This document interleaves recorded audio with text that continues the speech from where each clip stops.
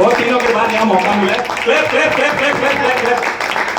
Okay, मैं cigarette नहीं पीता, लेकिन जेब में लाइटर जरूर रखता हूं एक बड़ा धमाका करने के लिए। ये शब्द आपने सुने होंगे, एक बहुत ही फेमस फिल्म का डायलॉग है।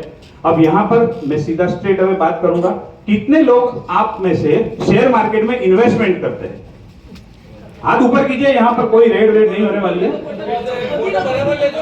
Okay, very good. चलिए, इतने लोग इन्वेस्ट करते हैं।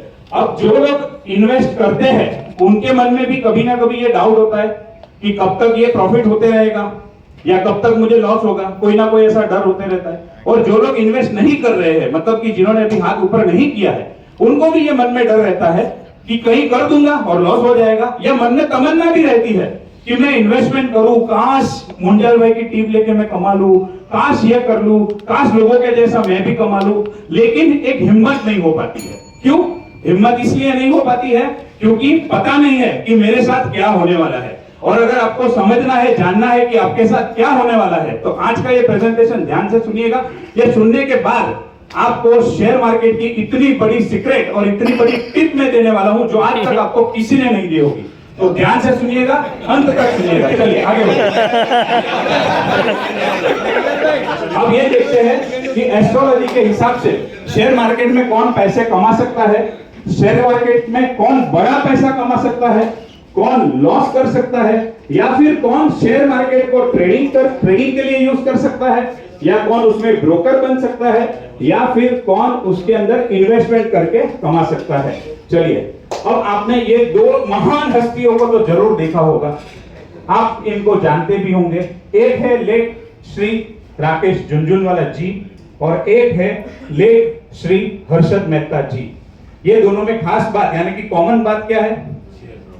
दोनों शेयर ब्रोकर थे, शेयर मार्केट में इन्वेस्टमेंट करते थे, उनको जो करना था वो करते थे, लेकिन दोनों जन शेयर मार्केट के कनेक्टेड थे और दोनों जन ने शेयर मार्केट में एक छोटे लेवल से शुरू करके बहुत बड़े लेवल पे गए, जहां पर उन्होंने देश और दुनिया को हिला दिया और देश और दुनिया में उनका नाम प्रचलित हुआ। लेकिन ये दोनों में एक चीज विपरीत है, और वो क्या है?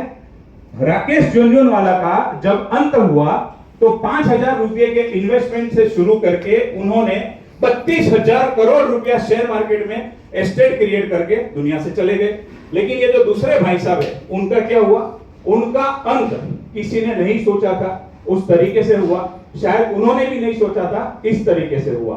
तो अब अगर हमें यह जानना है कि हमारी कुंडली में क्या है, हर्षद मेहता, केतन पारेख या फिर झुनझुनवाला, तो आगे ध्यान से सुनिए। केपी एस्ट्रोलॉजी आपको बहुत सिंपल तरीके से बता देता है कि आपको शेयर मार्केट से प्रॉफिट होगा, लॉस होगा। शेयर मार्केट को आप बिजनेस तरीके से ले सकते हो, ट्रेडिंग में ले सकते हो, इंट्राडे कर सकते हो, या फिर इन्वेस्टमेंट से पैसा कमा सकते हो। ये जो सारे नंबर्स हैं, ये नंबर बहुत सिंपल तरीके से आपको बता देते हैं। 2 नंबर मतलब पैसा, 3 नंबर मतलब कमीशन, 5 नंबर मतलब शेयर मार्केट, 6 नंबर मतलब बहुत बड़ा पैसा, 7 नंबर पार्टनरशिप और 8 नंबर पैसा फंस जाना, पैसा ब्लॉक हो जाना। तो बोला अरे वाह, जैसे कि दिल की बात मैंने कह ली, बराबर। लॉस होना, अनएक्सपेक्टेड लॉस होना, वो सारे 8 नंबर में आता है। 10th यानी बिजनेस और 12th, ध्यान से देखिएगा और 12th की लाइन को। 12th में क्या है? लॉस है, हॉस्पिटल है, जेल है, इन्वेस्टमेंट है एंड फॉरेन ट्रैवल है, यानी कि फॉरेन कंट्री है। चलिए नेक्स्ट। शेयर मार्केट में सक्सेसफुल पैसा कमाने के लिए, बड़ा पैसा कमाने के लिए ये कॉम्बिनेशन आपकी कुंडली में होना बहुत जरूरी है, जिसको मैं शॉर्ट में बोलता हूं 2, 5, 6, 10, 11। ये नंबर्स के कॉम्बिनेशन अगर आपके कुंडली के अंदर है तो यकीन मानिए आप शेयर मार्केट के अंदर बहुत अच्छा पैसा कमा सकते हो। लेकिन गलती से आपकी कुंडली के अंदर 6, 8 या 12 नंबर है तो यकीन मानिए कि बैंड बजने से कोई नहीं रोक सकता है। चलिए आगे बढ़ते हैं। अब ये जो कुंडली है, ये राकेश झुनझुनवाला जी की कुंडली है। इसको आप ध्यान से देखिए। आपने बोला था कि आज कुंडली ही दिखा दीजिए, तो मैंने दिखा दी। मैंने बोला था आपके मुंह में घी चक्कर। तो आज ये राकेश झुनझुनवाला जी की कुंडली है। उसके अंदर आप ध्यान से देखेंगे तो 8 और 12 नंबर मुश्किल से 3 या 4 बार है, और वो भी बहुत वीक स्ट्रेंथ में है। और पावरफुल नंबर जो है उनकी कुंडली में 2, 5, 6, 10 एंड 11 इतने पावरफुली है कि स्क्रैच से, यानी कि बहुत छोटे लेवल से शुरू करने के बाद भी बहुत बड़े लेवल पे गए। दूसरी एक बात, जब उन्होंने बिजनेस की शुरुआत की, शेयर मार्केट में एंट्री की 1982 या 83 जहां पर डेट लिखी है, वो टाइम पे उनको 17 इयर्स के लिए एक ऐसी महादशा मिल गई। 17 इयर्स, आप समझते हो कितना बड़ा लाइफ का वो पीरियड होता है, और वो भी उनकी यंग एज में उनको मिल गया, और वो भी शेयर मार्केट से सपोर्टिव मिल गया। तो क्या हुआ, तेजी करे तो कमाए, मंदी करे तो कमाए, ले तो कमाए, ठोके तो कमाए। लैंग्वेज नहीं शेयर मार्केट की, लो ठोको बेचो ऐसा। तो ये सब करने में जो करे उसमें वो पैसा कमाए। 17 इयर्स तक उनको इस तरीके से लाइफ टाइम का वो पीरियड मिल गया। चलिए नेक्स्ट। अब ये जो कुंडली है, ये है हर्षद मेहता की कुंडली।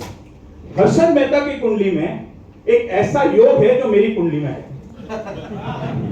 सोचने लगे ये दूसरा हर्षद मेहता कहां से है। अब मैं बताता हूं हम दोनों में सिमिलरिटी क्या है। हर्षद मेहता ने स्क्रैच से शुरू किया, मैंने भी मेरे प्रोफेशन की शुरुआत स्क्रैच से की। जो इंश्योरेंस का बताया वो भी स्क्रैच से किया था, और एस्ट्रोलॉजी भी मैंने स्क्रैच से शुरू किया। अब जिसके कुंडली में सैटर्न और केतु का योग होता है, वो अपने बिजनेस की शुरुआत जीरो से करते हैं और लाइफ में बहुत अच्छे तरीके से आगे बढ़ते हैं। उनको एक ही चीज का ध्यान रखना है, गफला, झोल, लोचा, लफड़ा कभी भी नहीं करना है। क्योंकि जिसके कुंडली में सैटर्न केतु है, उसने अगर ये कारस्तान कर दिया तो उसको नीचे गिरने से कोई नहीं बचा सकता है। तो आज के बाद ध्यान रखिएगा। अगर आपकी, चलिए नेक्स्ट, ये मेरी कुंडली है, टाइम की शॉर्टेज है। यहां पर मैंने जो मेरी फिलहाल दशा चल रही है, वो दशा के हिसाब से 1, 4, 9 सब कुछ आ रहा है। तो अभी भगवान की दया से बहुत अच्छा काम भी चल रहा है, बहुत अच्छा कंसल्टेशन भी हो रहा है। जीतों में से भी 26-27 लोगों ने कंसल्टेशन ऑलरेडी लिया हुआ है। तो चेंज नेक्स्ट। अगर आपकी कुंडली में हर्षद मेहता वाला योग है तो गलती से भी राकेश झुनझुन वाला काम मत कीजिए, और झुनझुन वाला का योग है तो हर्षद मेहता जैसा काम न कीजिए। कुंडली में जो योग है उस हिसाब से आप काम करेंगे तो गारंटी देता हूं, लिख के देता हूं, बहुत बढ़िया और बहुत अच्छे लेवल पे जाएंगे। लेकिन विडंबना जीवन की यह है कि सब कुछ हो जाने के बाद लोग एस्ट्रोलॉजर के पास आते हैं, प्लानिंग करने के लिए कोई नहीं आता है, क्योंकि वो चंद रुपये कंसल्टेशन के बचाना चाहते हैं। लेकिन वो चंद रुपये में कितना बड़ा सक्सेस आप मिस कर देते हो, वो शायद आपको अभी मैं नहीं समझा सकता हूं। नेक्स्ट, एक वर्ल्ड कप का ये पिक्चर है। इतनी सी दूरी से वर्ल्ड कप हाथ से निकल गया था, और शायद इतनी ही दूरी रह जाती है हमारे एफर्ट्स में। हम लोग लाइफ का सक्सेस चूक जाते हैं, चाहिए उतना नहीं कर पाते। ऐसा कैमरा था तो पता भी चला, कैमरा नहीं होता तो पता भी नहीं चलता। अब वैसा ही कैमरा एग्जैक्टली मैं आपके सामने लेके आया हूं। एस्ट्रोलॉजी वो कैमरा है जो आपको दिखाएगा कि कहां पर मिस हो गया और कहां पर एफर्ट्स करना चाहिए। अगर आपको पूरा का पूरा कैमरा खरीदना है तो मेरा एस्ट्रोलॉजी का कोर्स शुरू हो रहा है, और अगर आपको कैमरा नहीं खरीदना है, भाड़े पे लेना है, तो कंसल्टेशन के लिए मेरे पास आ सकते हो। Thank you so much. Time है और